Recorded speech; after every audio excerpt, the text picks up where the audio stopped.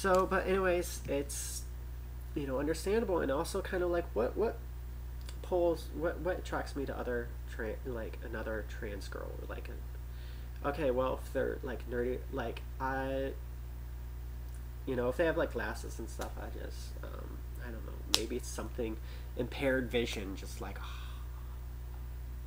and somebody who has similar interests. So anyways, but what about why another transsexual?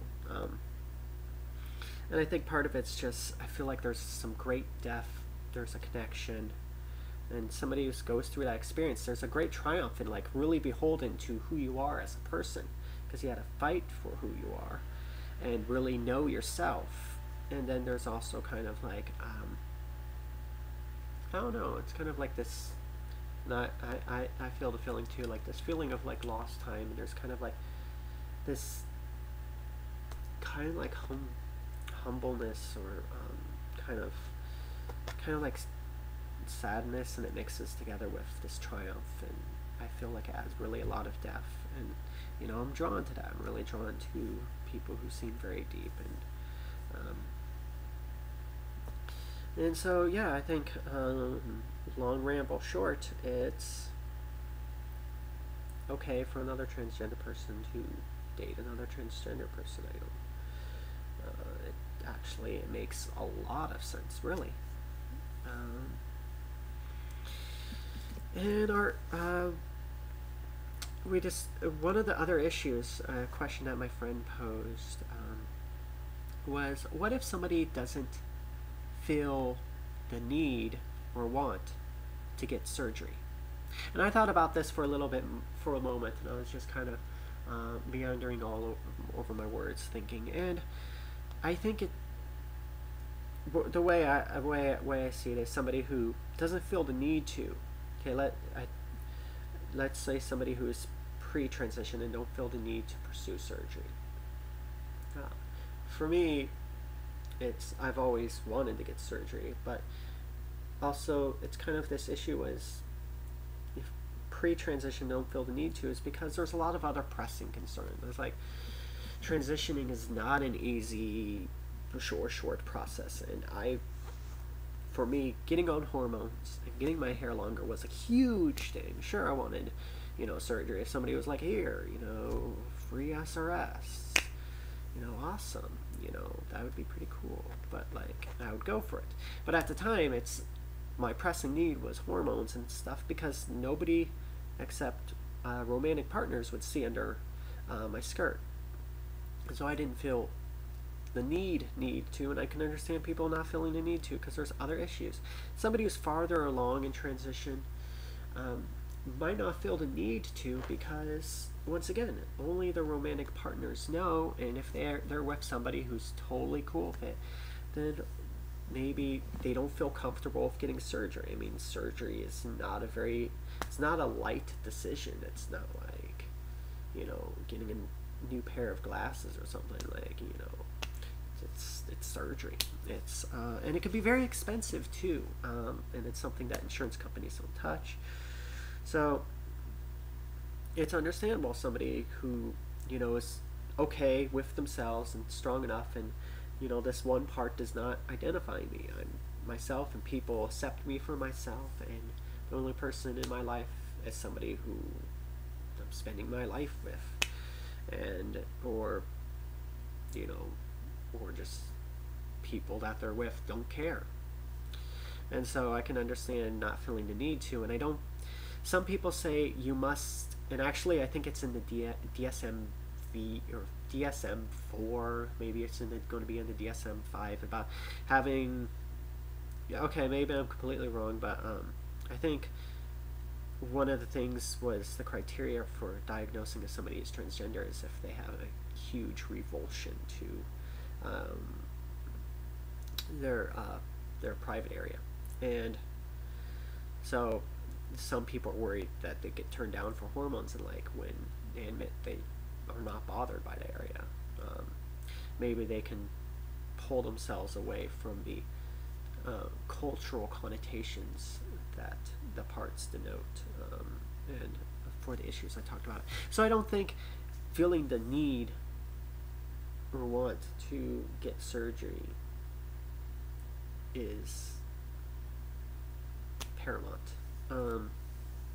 I do think it's a sign that somebody shouldn't pursue if they're worried that, they'll lose use of that part through hormones, because the hormones make that part not work at all. And some people, if they're really, that's one of their big concerns, like, I don't know if I should transition because I don't want to lose, that, and it's probably a sign they shouldn't. Okay. Another really huge issue, not something I'm totally proud about talking about, but I think it needs to kind of be said, is dealing with feelings of transphobia when transsexual. And this really came to I really had to deal with these feelings when they I'm stumbling over my words. Just like I said, my tongue is twisted into knots.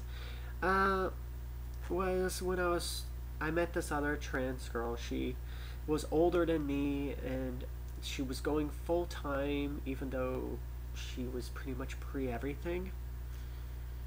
And so I know that takes a lot of inner strength, but we were going somewhere, and people were starting to look in her direction, and we're like, oh, and then look at me and go, I can feel like their magnifying glass like right over me and going, I can, maybe that bone structure I can see, and I start to feel really, really, I just wanted to shrink up and for once in my life not really be noticed at all, like usually what happens. And I started fiddling with my phone. Like, I try to play it off in my head, like, oh, I'm looking for a text message. Maybe somebody text messaged me. Nobody text messages me, but maybe. And I started to slow down my walk because, I'm busy with my phone. No, I'm not. It makes me feel bad, but I started to kind of distance myself from the person because I didn't like people putting one and one together. And this was up by my college campus, and I was stealth also, so I was really worried about losing my stealthness. And maybe if I was a stronger person, I would go, what the fuck ever, I don't care if people know. But I like choosing when and where I can out myself. And I really cherish the fact that I'm blessed with the ability to pass well, because for a number of issues. But I felt awful because the idea of other people going, oh, you're a transsexual and everything like that, and really, really kind of upset me, because the connotations in their head of like what a transsexual is, and I started to really care about, get worried about all that. It doesn't make me feel proud to say, but I've dealt with some of these issues when I was first starting the transition. I kind of was uncomfortable with going to support groups because I was kind of the kiddo of the group. I was young when everyone was way older than me, and I remember when TV was media and movies and stuff were finally starting to depict transgender people and show documentaries about their lives, but they were all about people who had wife and kids, and they're in their 40s, and they're usually like, was in the army. They show scenes of somebody like in their football jersey and all this sort of stuff, and that's how. And when I was first starting to transition, I felt a disconnect from that. I really, maybe I should have felt inspired to see those documentaries, but it actually kind of made me really nervous because I didn't know hormones existed. And I thought, I don't want to end up like that. And so I kind of, I was at the sport group, and a lot of them were talking about building up a facade and getting rid of the facade, and like learning how, like, female mannerisms and how to walk and stuff like that. And I never, maybe intellectually I get it and I understand it. It's a completely different generation, but I never got emotionally why people would build up a facade. I never, I was just myself. Like, there was a big like pre-hormones, pre-transition high school, people treated me like crap because, you know, they said I was acting prissy and girly and everything. And then post hormones, nobody gives me shit anymore. And I didn't change anything about my personality. I always did what I did. I walked like how I did. So I never got the whole need, and it just kind of made me very uncomfortable to talk about it because it makes me feel like a fakeness attached to being female, identifying as female. Because I didn't change or pretend like sports or football or cars and stuff like that. So it made me feel very uncomfortable when a lot of them were talking about like fixing cars and stuff like that, and learning how to, you know, walk more femininely, and it made me uncomfortable because it's the media representation of that transgender people are just transsexuals are just, you know, this is just an act we put on, and, you know, not really our personality, we're forcing it or something like that. And it made me I felt very uncomfortable, and I didn't want to so much go back. I also felt disconnected because I was half the age, and so our worlds in many aspects were different. And I also feel very uncomfortable around transvestites, and it kind of builds up connected to the idea of like how cisgenders see us just as putting on like an act. And I strive really hard to show no, it's not like that, and show that you know, I am myself. I don't just, and I know I should be, you know, rallying like go go go, you know, yay, you know, we're in this fight together. But I feel kind of odd, you know, I feel kind of bad, and I'm not proud, but it makes me uncomfortable when I try to distance myself with the media's representation of transgender people, and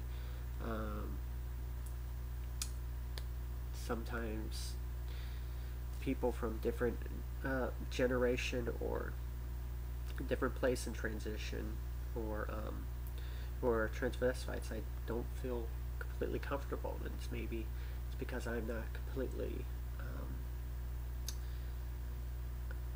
strong in myself that I do care about other people's opinions, and it strikes a nerve with me because I remember when I was 13 and that really having these issues and starting to feel really guilty and bad because I'd see Jerry Springer, one of those shows, and I'd start to feel dirty because I was like, I'm not like that, but I am a girl, and I would like to dress as a girl, you know, to be seen as such, and I didn't feel connected to all that. So kind of that's one of the aspects. It's like I wish I could be totally super out to be like, hey, whatever. But I'm terrified somebody will take my identity away, if that makes any sense, you know, by judging me. So those are some of the issues I kind of wanted to talk about. I know some of the, you know, feelings I might have might be very, very polarizing, but I felt it was kind of important. Feel free to drop me a line.